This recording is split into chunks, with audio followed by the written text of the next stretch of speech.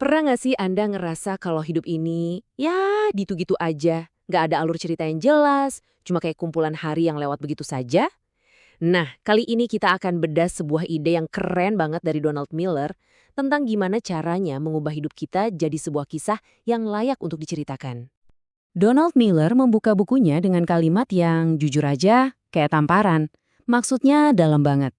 Kalau tujuan terbesar hidup kita cuma soal kenyamanan, kayak beli mobil keluarga yang aman, ya jangan harap cerita hidup kita bakal menginspirasi siapapun, termasuk diri kita sendiri. Pertanyaan ini dalam banget ya. Coba deh tanyakan ini ke diri sendiri sejujur-jujurnya. Pertanyaan ini langsung menusuk ke perasaan yang mungkin sering kita alami.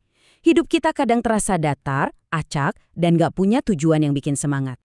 Nah, perasaan inilah yang menurut Miller jadi masalah utamanya. Kita seringkali menjalani hidup seolah-olah kita lagi nonton film yang isinya cuma adegan-adegan acak yang membosankan. Nggak ada sutradaranya gitu, yang rangkai semua adegan jadi satu cerita yang utuh dan bermakna.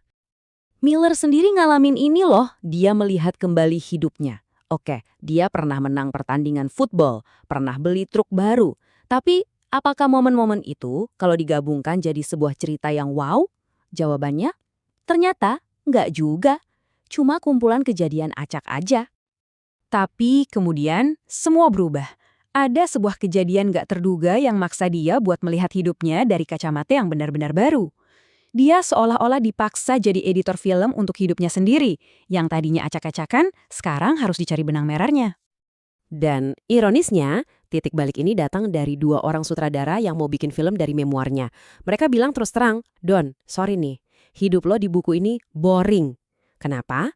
Karena cerita yang bagus itu butuh karakter yang punya keinginan kuat dan rintangan yang harus dihadapi. Dengan kata lain, hidupnya butuh alur cerita.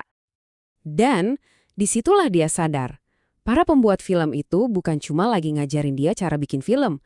Mereka sebenarnya lagi ngasih dia peta buat menjalani hidup yang lebih berarti. Tanpa sebuah kerangka cerita, hidup kita ini ya cuma jadi kebisingan aja. Kumpulan kejadian acak tanpa makna. Oke, jadi apa sih formula untuk sebuah kisah yang hebat itu? Gimana caranya bikin cerita hidup yang keren? Ternyata formulanya itu sangat sederhana. Tapi kalau kita terapkan, dampaknya bisa mengubah cara kita melihat hidup loh. Ini dia intinya.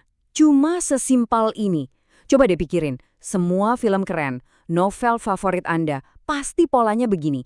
Ada karakter, dia pengen sesuatu, dan dia harus berjuang melewati rintangan untuk mendapatkannya. Miller sadar, ini bukan cuma buat fiksi, ini cetak biru buat hidup kita. Nah, formula tadi bisa kita pecah jadi 3 bagian gampang. Pertama, ada karakter, yaitu kita yang harus punya ambisi atau keinginan yang jelas.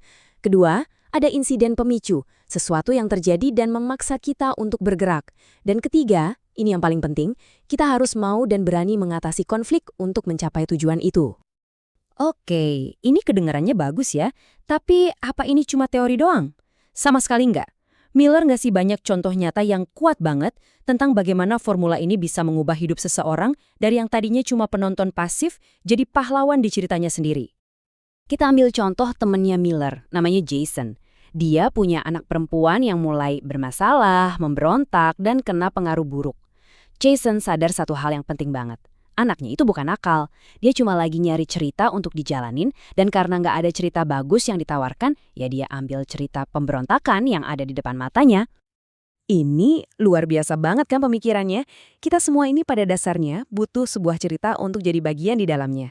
Kalau kita nggak secara sadar menciptakan cerita hidup yang positif dan menantang, kekosongan itu pasti bakal diisi sama cerita lain. Dan seringnya bukan cerita yang kita mau. Jadi, apa yang Jason lakukan? Dia memutuskan untuk jadi penulis cerita yang lebih baik buat keluarganya. Misi barunya, menggalang dana untuk membangun panti asuhan di Meksiko.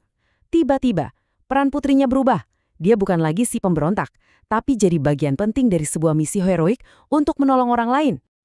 Dan pada akhirnya, pilihannya balik lagi ke kita masing-masing. Kita mau hidup di kisah yang membosankan, yang fokusnya cuma nyari kenyamanan dan ngehindarin masalah, atau kita mau pilih kisah yang bermakna, yang tujuannya adalah bertumbuh dan berubah jadi lebih baik, meskipun harus lewatin tantangan. Tapi tunggu, ada satu lagi pemahaman penting, dan ini mungkin bagian yang paling mengejutkan. Tujuan dari sebuah cerita hidup yang hebat itu bukan untuk mencapai happy ending di mana semua masalah selesai dan kita bisa hidup nyaman selamanya. Bukan itu, makna sesungguhnya itu ada di dalam prosesnya. Intinya adalah tentang siapa diri kita saat kita berjuang melewati konflik itu. Pertumbuhannya, perubahannya, itulah harta karun yang sebenarnya. Perjalanannya itu sendiri jauh lebih penting daripada tujuannya. Nah, sebagai penutup, ada cerita keren banget dari temennya Miller yang lain, namanya Bob Goff. Dia memutuskan untuk menciptakan satu adegan yang tak terlupakan di lingkungannya. Dia bikin parade hari tahun baru di jalan depan rumahnya, tapi dengan satu aturan yang sangat spesifik. Aturannya gini, nggak ada yang boleh cuma nonton parade. Semua orang harus ikut berpartisipasi. Ini benar-benar merangkum semua idenya kan. Hidup yang hebat itu bukan tontonan. Kita nggak bisa cuma duduk manis di pinggir jalan dan ngeliatin. Ini adalah undangan untuk turun, ikut masuk ke dalam barisan dan jadi bagian dari cerita. Jadi, pada akhirnya gagasan dari buku ini nggak ngasih kita semua jawaban. Buku ini cuma ngasih kita sebuah pena. Hidup kita ini ibarat sebuah halaman yang masih kosong. Jadi pertanyaannya kembali ke diri kita masing-masing. Kisah seperti apa yang mau kita tulis?